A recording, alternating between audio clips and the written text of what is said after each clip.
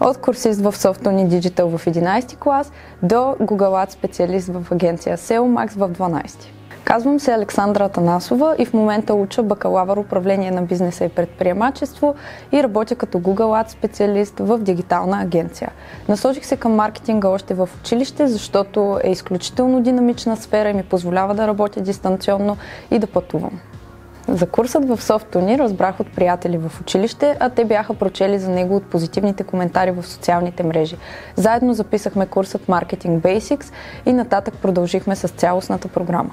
Това, което ми допадна в програмата, беше лекторския състав, който постоянно ни даваше примери и превърна материята от скучна теория в нещо забавно, интерактивно, с изключително много примери. За мен от голямо значение беше дистанционното обучение, което ми позволи да съчетая училището с курсовете. Доживотният достъп до лекциите ми позволи да се връщам към тях и след започване на работа, за да упреснявам знанията си.